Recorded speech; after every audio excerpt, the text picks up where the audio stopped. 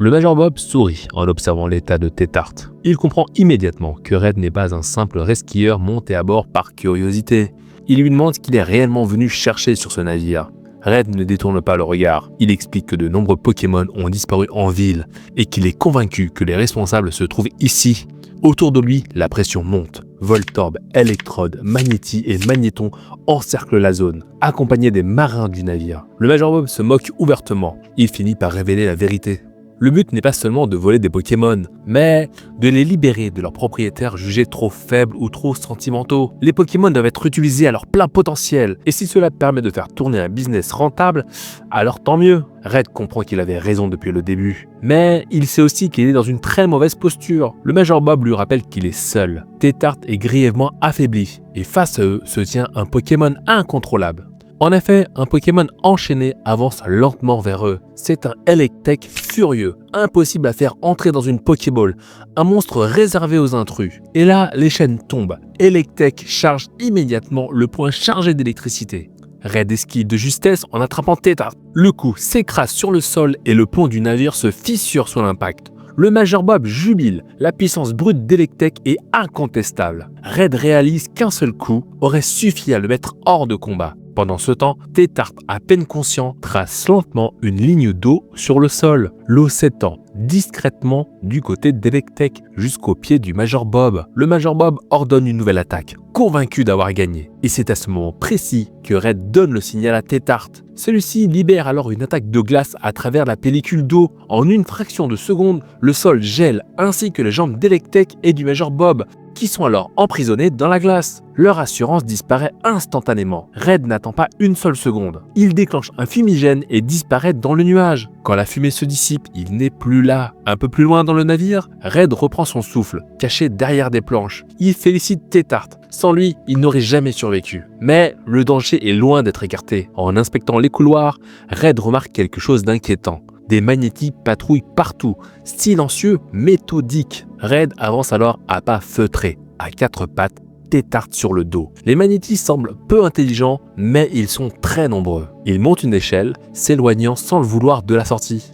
Au même moment, le Major Bob observe la scène depuis un écran de surveillance. Il sourit, il y avait une stratégie. Les Magnétis guident Red exactement là où il le souhaite. Soudain, un Magnéton surgit par surprise. Red tente de l'écarter, mais dans le mouvement, il lâche Tétart. Tout se fige. Une main attrape Tétart en plein vol, mais c'est celle du Major Bob. Il est mort de rire, il a attendu ce moment. Red se précipite vers lui, paniqué, mais c'est trop tard. Les magnétons se placent autour de lui, forment une structure électromagnétique. C'est une véritable prison d'énergie. Red est immobilisé. Le Major Bob annonce qu'il n'y a plus aucune échappatoire. Et là, sans la moindre hésitation, il jette Tétart par-dessus bord. Red assiste impuissant à la chute de son plus vieux compagnon dans l'océan, tandis que Electek s'avance à nouveau, le corps crépitant. Le Major Bob lui ordonne de lancer une attaque tonnerre. Une décharge foudroyante s'abat sur Red. La douleur est insoutenable. Les magnétons s'élèvent, saisissent Red et le projettent à son tour par-dessus bord. Red s'enfonce dans les profondeurs de l'océan. Son corps est inerte, mais son esprit, lui, s'agite encore. Une sensation familière l'envahit, et ce n'est pas la première fois. Dans son esprit, un souvenir refait surface, un fragment de son enfance.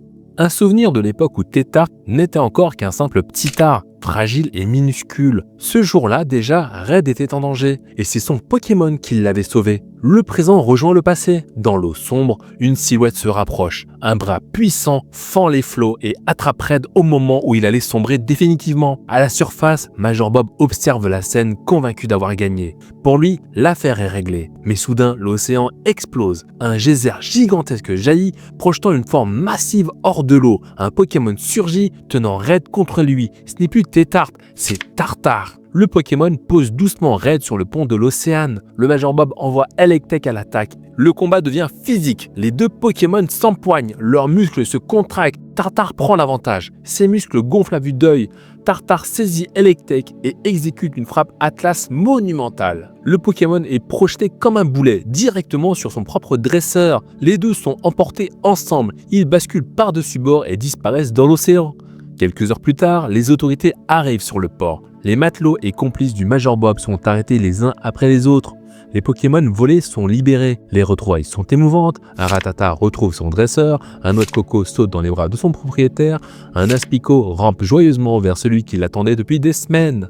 Red observe la scène soulagé. Le Majorbob a disparu, mais l'essentiel est sauf. Puis, une voix familière l'interpelle. C'est le président du fan club Pokémon, qui s'avance vers lui, rayonnant. Il le félicite d'avoir mis fin aux agissements de cette organisation criminelle. Red sourit, un peu gêné. Le vieil homme remarque alors Tartare. Il peine à reconnaître le petit tétard qu'il avait vu auparavant. Red confirme, la voix légèrement tremblante, que oui, son Pokémon a évolué, mais que pour lui, ça reste le même. Le président, lui, grimace. Il le trouve beaucoup moins mignon qu'avant. Soudain, une inquiétude le saisit. Il cherche son Abra. Red hésite, puis lui avoue la vérité. Le Abra en question, lui aussi, il a évolué. Devant eux se tiennent désormais un Alakazam, grand, imposant, impressionnant. À la vue de l'Alakazam, le président se fige. Il en tombe dans les pommes. Un peu plus tard, on retrouve Red sur le début de la route 11. Un haut-parleur crépite en plein air, annonçant un événement d'envergure. Un commentateur officiel, nœud papillon bien droit et micro à la main, chauffe la foule avant de rappeler les règles. Un parcours d'une dizaine de kilomètres, une condition pour gagner, franchir la ligne d'arrivée. Une carte du parcours apparaît, montrant des zones étrangement mises en évidence. Le commentateur se ravise aussitôt, s'excusant d'avoir presque failli révéler une surprise. Le départ est donné, le peloton s'élance. Red pédale de toutes ses forces, mais très vite la réalité le rattrape. Son vélo peine à suivre. Les autres concurrents prennent de l'avance. Il peste intérieurement. L'inscription lui a coûté une fortune. Et le vélo offert par le président du fan club Pokémon ressemble plus à une antiquité qu'à une machine de course. Il s'étonne pourtant d'un ralentissement général. Un attroupement bloque la progression. Un pont étroit barre la route. Les concurrents avancent un par un avec une lenteur exagérée.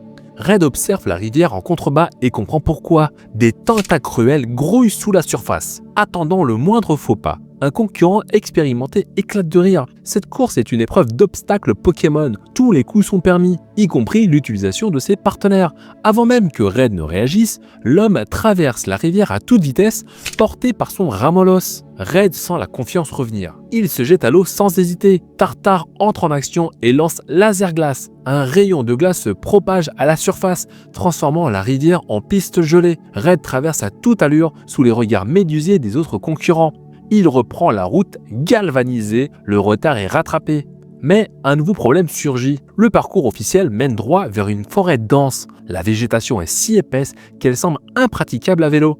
La plupart des concurrents font demi-tour et contournent la zone. Red hésite, puis remarque un jeune participant se préparant à entrer dans la forêt armé d'un spray repousse. Il comprend alors, la forêt est infestée de Pokémon insectes. Les détours sont plus longs, mais plus sûrs. Red sourit, renoncer face à des insectes n'a jamais fait partie de son vocabulaire. Il fonce droit devant. Pikachu ouvre la voie. Les décharges électriques fendent l'air, dispersant Papillusion, Mimitos et Aéromite. Les Pokémon s'écartent sans combat. Bulbizarre complète la manœuvre. Ses attaques tranche-herbe taillent un passage net dans la végétation, mais soudain tout bascule. Une ruche de Dardanian s'écrase sur la tête de Bulbizarre. Le bourdonnement présent depuis un moment prend tout son sens. Une nuée entière de Dardanian se lance à leur poursuite. Red pédale comme jamais. Au final, le visage de Red, Bulbizarre et de Pikachu se couvrent de piqûres, mais ils tiennent bon. Lorsqu'ils sortent enfin dans la forêt, tous sont épuisés mais souriants. Ce raccourci leur a coûté cher, mais il a payé. Red a gagné plusieurs places. Au même moment, le commentateur suit l'action en direct grâce aux caméras disposées tout au long du parcours. La course entre dans sa phase finale. Le suspense est à son comble. Le vainqueur remportera une importante somme d'argent ainsi que de nombreux objets pour ses Pokémon. Red force sur les pédales, il se rapproche. Sur la jetée de la route 12, les deux premiers concurrents sont soudainement à l'arrêt. Quelque chose bloque complètement la route. Red arrive à leur hauteur et comprend aussitôt le problème. Un obstacle massif leur barre le passage. Ce n'est pas un rocher, c'est un ronflex. Le Pokémon dort profondément, étalé en plein milieu de la jetée. Impossible de le déplacer, toutes les tentatives ont échoué. Red consulte son Pokédex et il apprend que, en dormant, Ronflex récupère instantanément son énergie. Le combattre est donc inutile. Mais une information attire son attention. La nourriture est la seule chose capable de réveiller un ronflex. Red observe Bulbizarre. Celui-ci est encore couvert du miel de Dardarnian depuis la traversée de la forêt. Une idée germe. Il cherche à attirer l'attention du ronflex avec l'odeur sucrée du Bulbizarre. Les paupières du ronflex s'entrouvent. La salive commence à couler.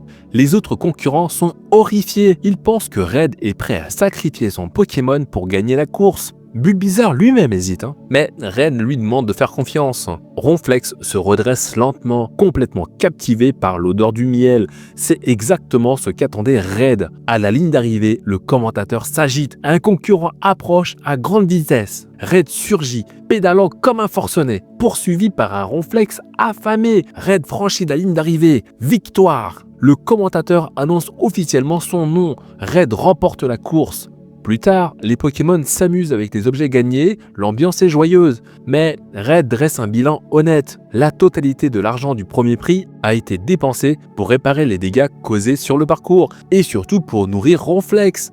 Quant à Ronflex, maintenant qu'il a le ventre plein, il s'est rendormi. Mais ce n'est que le début. Pour découvrir les prochains chapitres, n'oubliez pas de vous abonner.